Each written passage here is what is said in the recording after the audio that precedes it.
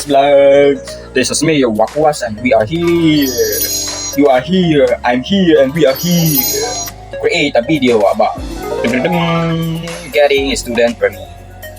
Dahil meron na po akong student permit at meron po akong malasakit. Wow!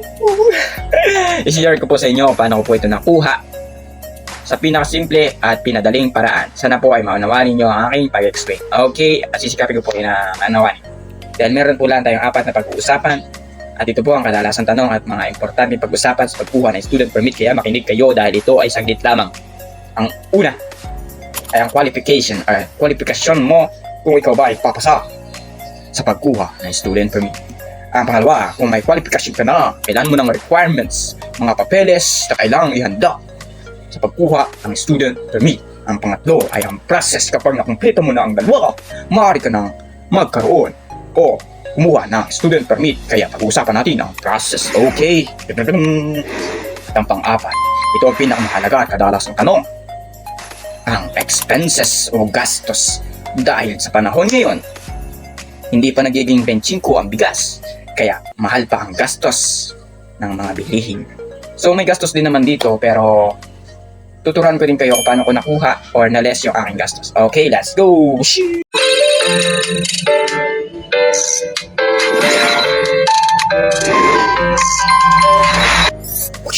Yo!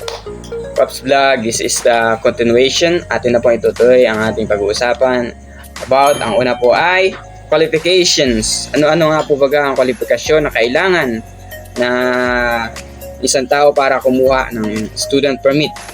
Unang-una po diyan ay you must be a Filipino applicant who is at least 16 years old. Yes po, tama po kayo nang narinig. Dapat po Pilipino tayo at least 16 years old.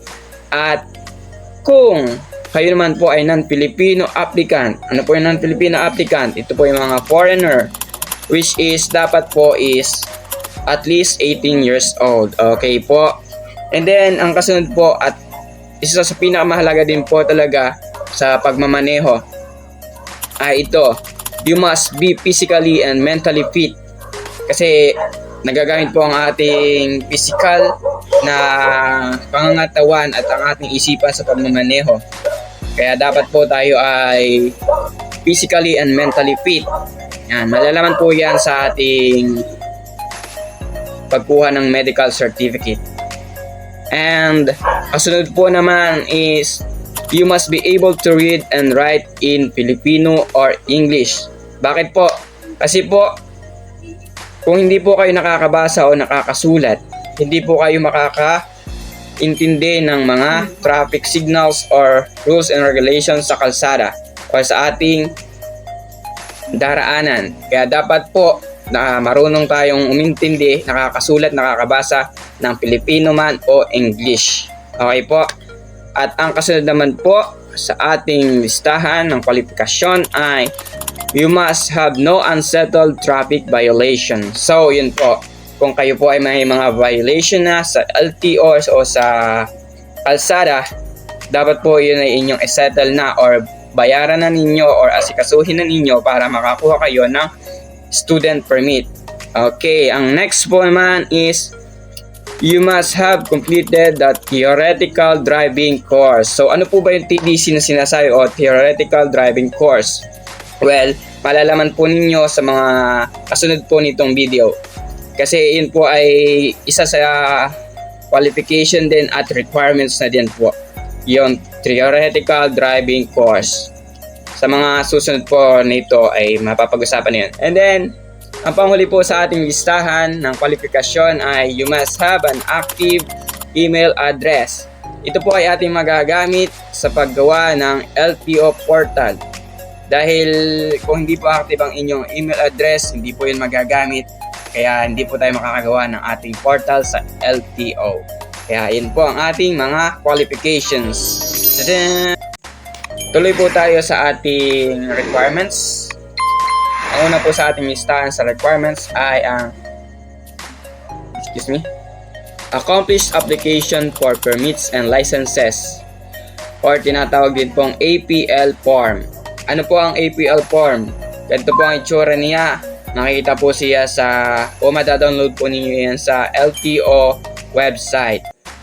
Doon naman po sa LTO office ay may ibibigay din po naman sila sa inyo noon kapag ka po hindi kayo nakapag-download.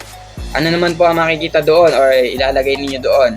Ipi-fill out po ninyo doon kung ano yung pangalan, yung mga basic information at mahalagang information po tulad nga po ng pangalan, edad, tirahan, contact information, timbang, etc. Basta po yung mahalaga na kailangan ilagay doon ay makikita po. At ang kasunod naman po sa ating listahan ay ang electronically transmitted medical certificate from LTO accredited medical clinic.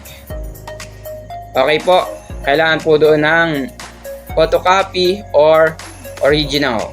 Basta po dala po ninyo yung dalawa at yun po ay ipapasa kasama ng ibang requirements. Bakit po sa LTO accredited medical clinic lamang po makakukuha ito? So yun lamang po mga clinic na accredited ng LTO ang pwede ninyong kuhaan ng medical certificate.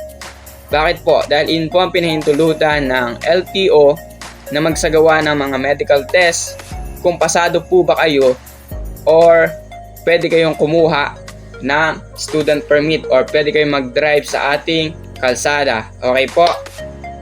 Ang kasunod po natin ay original and photocopy of any of the following. Pag sinabi pong any of the following is kahit alin po dito sa mga sumusunod. Original and photocopy, tandaan po natin. Ang una po ay PSA birth certificate. Pangalawa naman po ay Philippine Identification Card or yung ating national ID. And yung pangatlo naman po ay passport. Pag po may passport na kayo, yun po, photocopy and original. Okay po. At saka PSA marriage certificate if applicable. So if applicable po, ito po ay para po sa mga kasal na mga babae. Ito po ay kailangan ninyo pagka po mag-a-apply po kayo ng student permit. So yan, nabanggit po kanina na sa kwalifikasyon na at least 16 years old pwede na pong kumuha ng student permit. Pero dito po sa requirements ay meron pong consent na kailangan kapag po 16 or 17 kasi pag below 18 po kailangan po ng consent or authorization letter from your parent or a person in charge of your custody, care, or supervision together with the original copy and the photocopy of one valid government issued ID of the letter's signatory. Okay po, yung pumirma po doon kailangan may valid ID din po na photocopy at saka original. Yung pong authorization na pinirma niya. Kailangan po niya doon. Kasunod po nating requirements ay ang isang government issued ID. Yan po, kailangan po natin na yun. Kung meron nan po kayong, ang ginamit ko po kasi is isang PSA at saka isang national ID. Yun na po ang aking dinala. Isang original lang nitong dalawa, isang original at saka yung photocopy nila. Yun na po ang ginamit kong issued ID ng government ay yung national ID at saka po yun naman yung sa photocopy ng any of the following is yung birth certificate ko. Yun po ang aking dinala sa LTO. At ang kasunod naman po ay ang Certificate of Completion of the 15-hour theoretical driving course. Okay po. Yun po ay makukuha ninyo sa mga pinag-applyan ninyo na driving school or sa LTO mismo. Pwede po yun.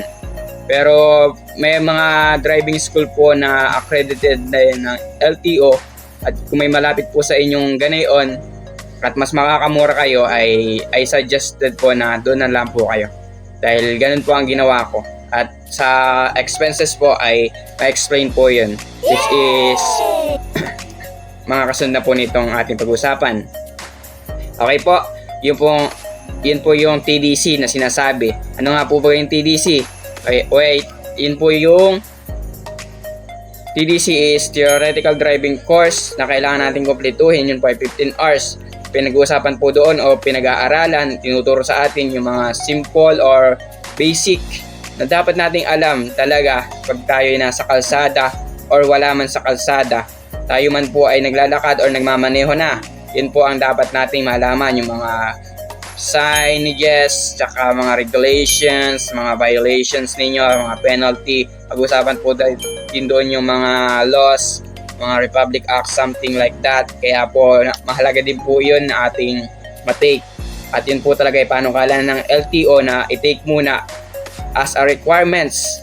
Kailangan po talaga yun para malaman din kung talagang qualify tayo or pwede tayo mag-drive sa ating kalsada. Okay po?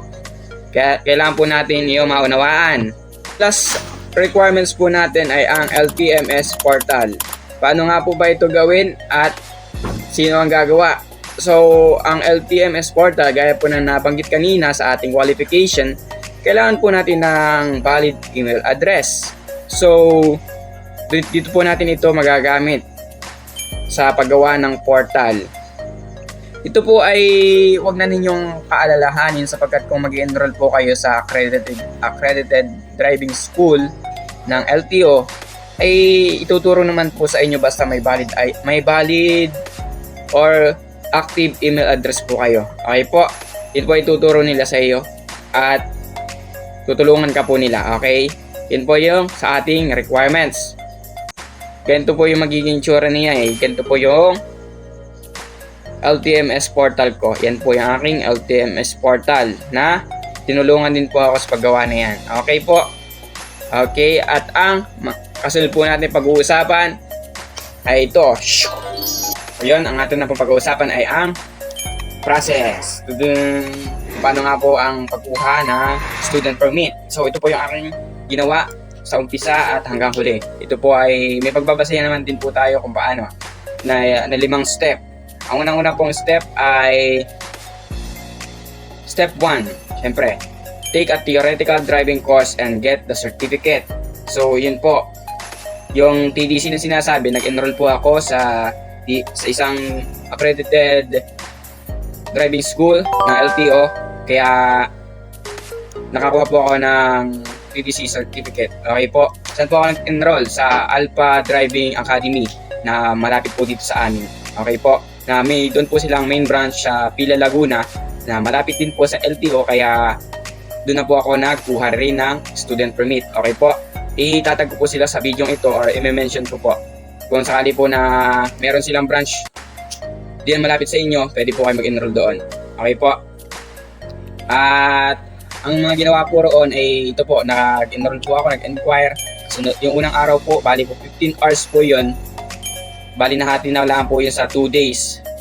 Yung pasok mo po doon ay makukompleto na po yun sa 2 days, yung 15 hours. Yun po ay makikinig ka lang, upo ka lang po doon at makikinig. Kailangan mo lang po makinig at ituturo po nila mga kailangan mong malaman. At saka after po na yun, nagkaroon po na kami ng pagsusulit o quiz after kada session. At saka meron pong final quiz or final exam.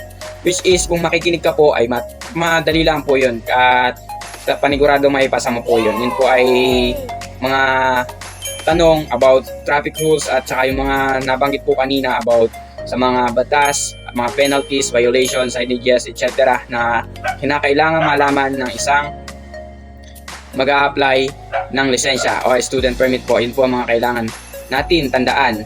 Dahil ang pagkakaroon po ng lisensya ay talagang isang pribilehiyo. Hindi po yun karapatan ng bawat isa sa atin. Mayroon pong hindi nabibigyan ng lisensya or hindi na papahintulutan na makakuha sapagkat yun nga po, hindi po sapat ang nilang kapasidad or yung qualification at saka yung requirements din po. Yun. Kaya po, isa sa qualification dapat marunong tayong bumasa at sumulat at makaunawa ng Tagalog o Ingles na lingwahe. Okay po? Yun po yun. Ito po yung mga nangyari sa 2 days na yun na upulaan po kami doon, nakinig, and then tinuro po sa amin yung mga dapat namin malaman about sa rules, regulation, etc. Mga nabanggit ko po kanina. Yun po yung step 1.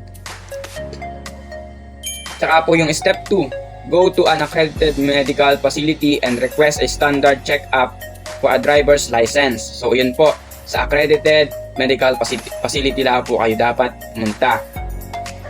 Sapagkat sila po ang pinapahintulutan ng LTO na magsagawa ng medical check-up. Okay po, or medical test. Dali lang naman po yung medical check-up, standard lang po.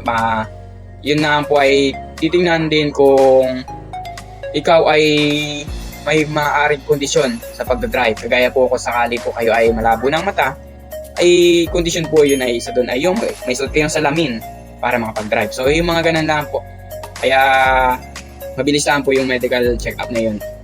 So anong nangyari naman po doon is doon po nga sa main branch kukunin yung certificate ng aking TDC sa kanila pong main branch. Ito po yung main branch nila. May Facebook page din po sila kaya makikita po ninyo yan. Yan po yung pinag-applyan ko or pinag-enrollan ko ng TDC. Ay may malapit na din po doong LTO at saka may medical clinic or medical facility na accredited ng LTO.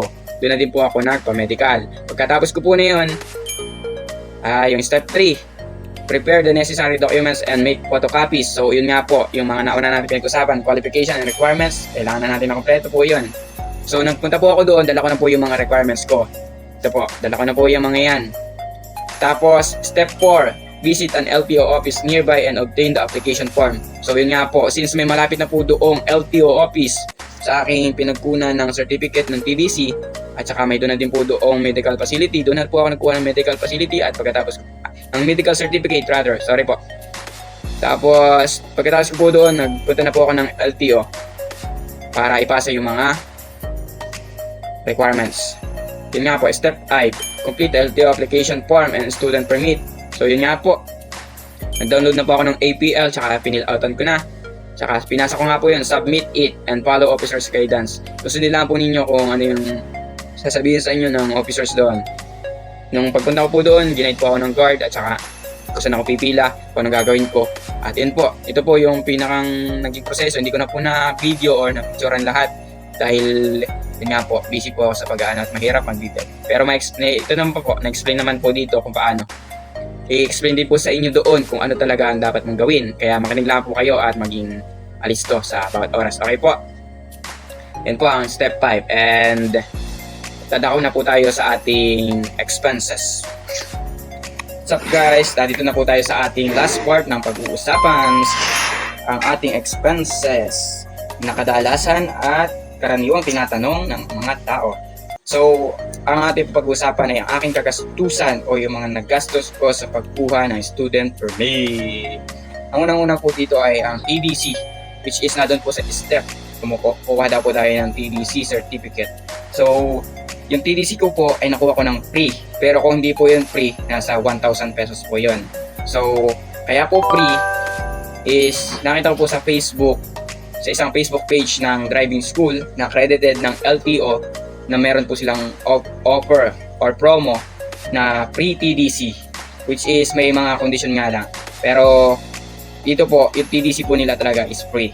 Okay? Pero kung hindi po yun free, aabot po yun ng 1,000 pesos. Kaya I suggest na humanap din po kayo ng driving school. Kung mag-enroll po kayo, ay hanap po kayo ng driving school na nag-o-offer ng mababa or free TDC. So makakalas po kayo doon. Ang kasunod po ay yung mga photocopy at saka mga print sa mga pa-print. Okay po, yung photocopy ng ID, etc. or printing sa APL. Ang ginawa ko po kasi nagpa-print na ako, mastos po ako doon ng 24 pesos sa printing and photocopy. Okay po, dahil po wala pa pong malapit na LTO dito sa amin at pumunta pa po ako ng Laguna, syempre nag-commute lang po ako at namasahe. Okay po, ang gastos ko po doon ay balikan na ay 324 pesos. Okay, maiba po yun kung kayo po ay halimbawa may motor na or magpapasama po kayo pagpunta roon, which is magagas na lang po kayo, mas matipid po kayo doon. Pero kung malayo naman po, so yun nga, magkakaiba po tayo ng expenses sa pamasahe. At ito po ang isa sa requirements din ay ang medical certificate, which is na bayad po ako sa medical facility ng 600 pesos. Yun po ay may validity na 2 months. 2 months po. So, pwede pa po natin siyang magamit sa pagkuha ng non-pro. And then, sa pagkuha po mismo natin doon sa LTO office, meron po doon processing fee. Pagpaprocess po ng ating student permit. So, yun po ay 250 pesos. So, all in all, may nakalimutan po yata ako, yung sa pagkain. Syempre, nagutom naman po ako na yun sa pagkuha ko na yun. Okay? Yung pagkain ko po ay gumastos po ako ng 133 pesos. 133 pesos na po ang aking kain. Then, all in all, meron po tayo ay total 1,331 pesos. Ching! 1,331 pesos. Yun po ang aking nagastos sa aking sa aking pagkuha ng student permit. So, yun nga po. Dahil tapos na po tayo at nalaman na po natin kung ano mga posible at mga kakagastusan natin. At kung kayo po ay nakaabot sa video ito, nagpapasalamat po ako. Okay? At saka, may mga ilang reminder lang po ako about sa pagkuha ng SP. Kung iniisip po ninyo na kayo ay pwede na magmaneho sa highway or sa ating kalsada na dala-dala ang student permit, well, nagkakamali po kayo. Yun po ay may condition pa rin dahil pwede nga po kayo mag-drive, subalit yun po ay permit lang as a student. Kumbaga po, kailangan ninyo ng may kasama po kayong meron po silang driver's license, non-pro man or professional, basta po kasama sila. Hindi po siya valid as driver's license yung student permit. Okay po, yun po ay pahintulit lamang po ng LTO na pwede po kayo mag-drive na may kasamang mayroong driver's license, valid at saka legit. Okay po, yun po ang inyong tatandaan dahil kapag ka po nagkahulihan, wala pong sisihan. Yun nga po ha, yun po ang inyong tatandaan dahil according to the law, ignorance of the law excuses no one. Well, at ang pagkakaroon nga po ng ating driver's license is a privilege. Okay? Hindi po lahat na bibigyan ng pagkakataon na magkaroon ng lisensya dahil sa mga ilang bagay. Okay po. Sana po yung maunawaan natin. Maging mapanuri po tayo, mapagmatsyag at maging defensive driver. Bip. Ingat po kayo. Peace out. Wait a minute. May nakakalimutan po akong sabihin sa inyo. At kung napapanood po ninyo ito, ganap na alas 8, ngayon po ako nagbibideo. Marami pong ingay, aso, manok, o kung ano pa man, pero nagpapasalamat po ako sa inyo. At kung di pa po kayo subscribe, this is your chance, this is your sign na mag-subscribe na dahil kailangan ko yun. Honestly, I need that to boost my account or to be monetized. Oh guys, come on, help me! So, I can make a lot of videos if you help me. Thank you. Arigatou gozaimasu. Wow.